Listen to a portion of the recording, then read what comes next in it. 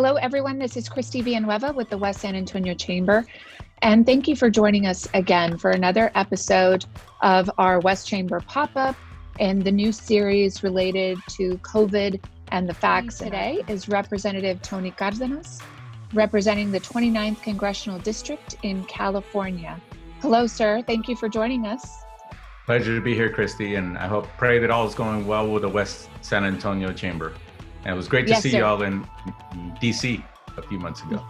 Yes, we had a wonderful visit in DC, and I think the insight that you gave us was extremely helpful. And a lot of folks are still talking about, even though you're in California, it really resonated in San Antonio, Texas. Well, if you're a small business owner yesterday, today, or tomorrow, you got the spirit of getting through things and making things happen. And to me, that's part of my history, my past. Before I became a full-time elected official 24 years ago, my wife and I had a business. It was a real estate business, and that's how we fed our family. And there was no income unless we closed the deal. You know what I'm saying? Mm-hmm. So I know what it's like to be an entrepreneur, and to me, it's just a wonderful, beautiful thing to be able to look back and say, look what I did. I employed people. I made things happen. I'm part of my economy. It's just a beautiful thing. And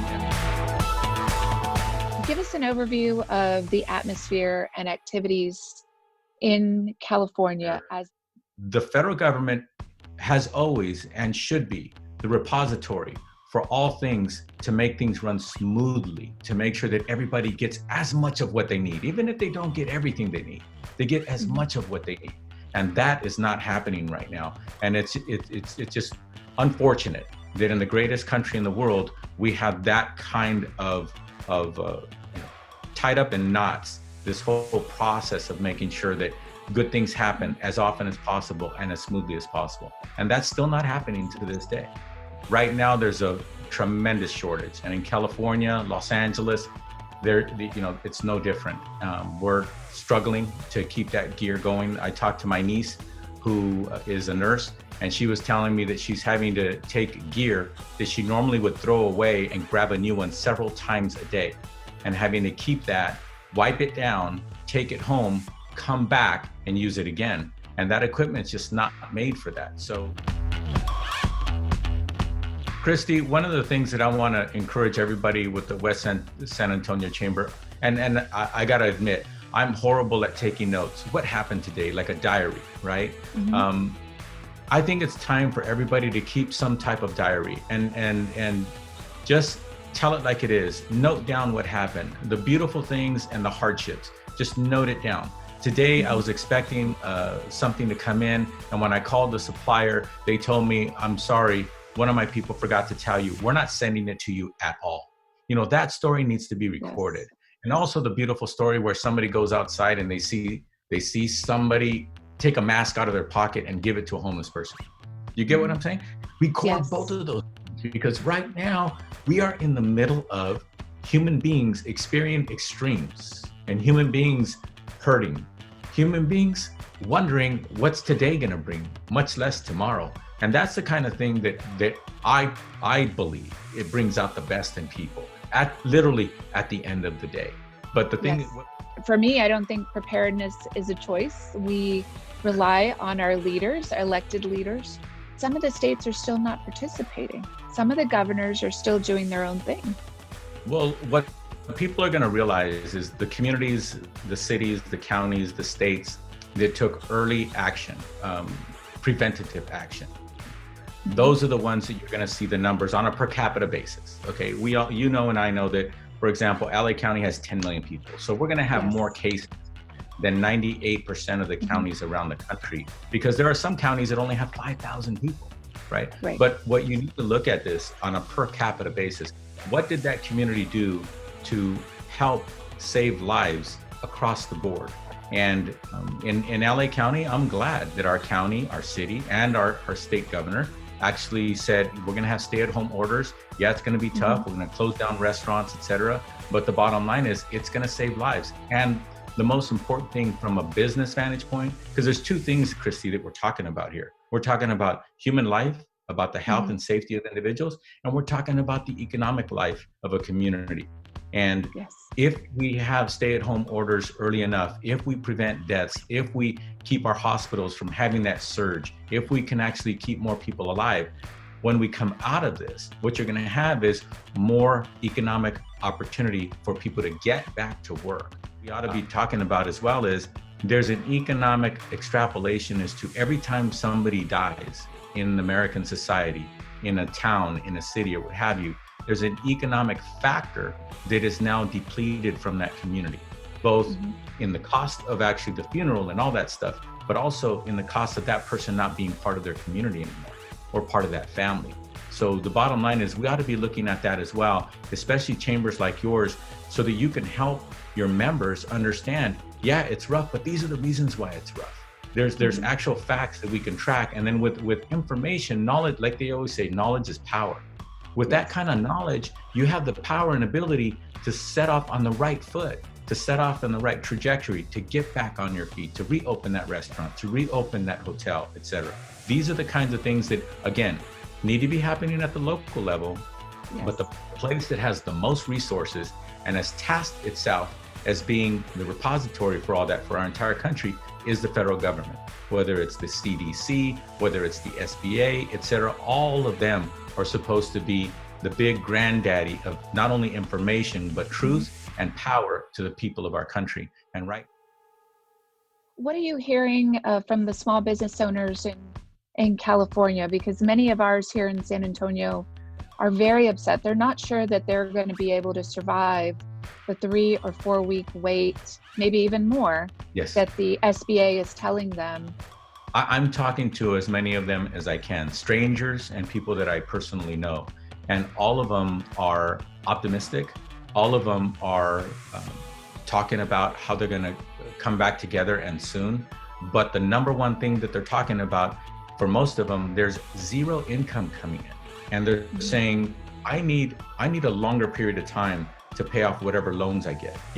2 years is too short. We needed to make it 10 years. And unfortunately, many of us were saying, yes, at least 10 years, we should give them to pay back these loans that they're gonna get during this time of emergency and during this pandemic. But somebody in the Senate just stuck to their guns and they made it 2 years.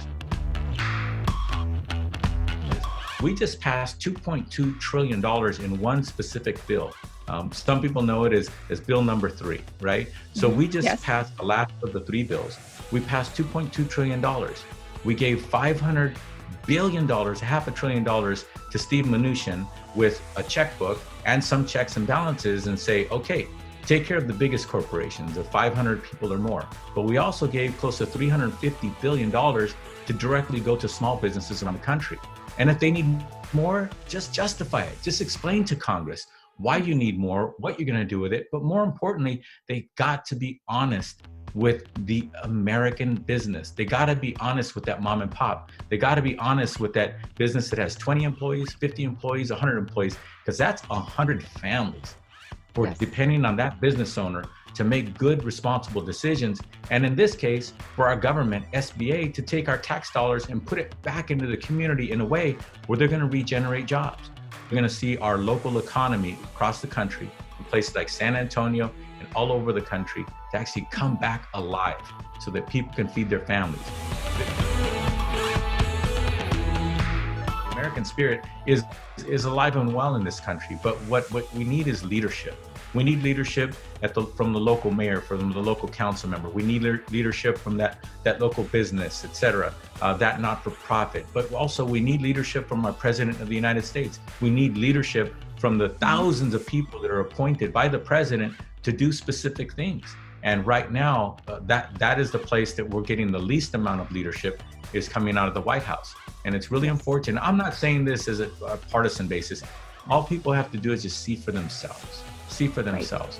Where before, whether you like that former president or not, when it came to a tragedy or some kind of hurricane or something like that, good decisions and bad decisions were made. But eventually they would right the ship, like what happened in Katrina. Everybody needs to understand this.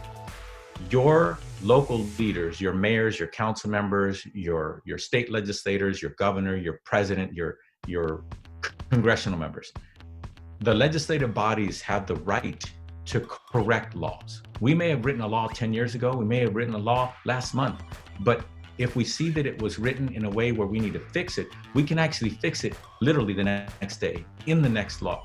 And that's what we're trying to do in Washington, to make sure that we correct the amount of resources and be more specific about how much needs to go to small businesses, and then that they can't tell somebody you're going to get $1 million loan and then say, well, maybe you're going to get 10,000. We need to put the parameters tighter, because right now things are happening that shouldn't be happening at the federal level, especially with SBA. So I want to let your members know that we are currently working on rewriting those specific laws that are literally, hopefully, going to affect you in a positive way in the next few weeks, over the next couple of months. That's very hopeful. For example, payoff time of 2 years, that's something that too many of us said, no, why did we have to write it that way? But we were under the gun. We had to get things done quickly. So during those negotiations, unfortunately, the wrong person won. Again, a lot of us we believe in the C6s, and those are organizations like yours, where people come together as a group and they say, look, I'm going to go back to my business, but I know that you, Christy, are fighting for me in City Hall. I know you're fighting for me in the state legislature. I know you're fighting for me like you did when you came up to DC recently. Yes. You're my voice. And yes. So many of us, again, wanted to put that in there, but unfortunately 501c3s were in there, but not the C6s. So that's another thing that we're fighting for right now, to make sure that organization like yours, and it's going to be more important tomorrow than it was yesterday, that you, Christy, are able to be that voice, because they're going to have to do double time working at that restaurant. They're going to have to do double time working in that factory to bring it back up to speed. So they really need organizations like yours to be in existence, so that you can be that voice, so they can stick to their work, so that you can actually get the policy done and make sure that they're represented at every level of government. So we're very determined on the next bill to put that in there as well. Well, if there was ever a time for every single one of us to reflect on our history, whether it's history of thousands of years or our history of our family or how we got to this great country, and especially those of us who are business owners. I say us, I used to be a business owner. My wife's a business owner though. So the spirit of owning a business is right here in my home. And the beautiful thing about business owners that we understand is that by taking care of myself, I can help make sure that others can take care of their family, because we're going through one of the toughest times that many of us have ever gone through in our entire lives. And it's important for us to reflect and be positive, whether you call it prayer or spirituality or what have you, to make sure that we center ourselves, and then make sure that we always try to be the best person we can be. In the moment that we're getting ready to leave that door and go out of our house with our mask here, we're required to wear them here yes. in California, Los Angeles. And then when we see somebody or what have you, let's try to remember to focus on kindness and being good, and not thinking of the negative, and always thinking of the positive. And that's the beauty of small businesses, that we've done that already. We've already shown that by being positive, by working hard, by being considerate, we can actually employ 2 people, 12 people, 200 people. And then we can look back and be proud at that annual event where we bring all of our team together, and we look around and we see who just had a new baby, or we see hear somebody say, we just bought our first home, or what have you. Those are the kinds of things that we have to envision today. Those days will come back. It's a great opportunity for us to reflect and realize that what comes from within us is really what makes this collective community great. And the West San Antonio Chamber, you're the little chamber that could. I know your reputation, and the good thing about it is it's because you are that organization that brings out the best in people. So keep up the good work, and to all of your members, we are gonna get through this. And yes, it's gonna be rough, and it's gonna look different than it did before, but it's gonna be good. Just be positive, keep the faith, and things are gonna get better. Thank you so much. I really appreciate you taking time to join us. So we thank Representative Tony Cardenas from California for joining us. We're going to get through this together. And if you need anything, the West San Antonio Chamber is here for you.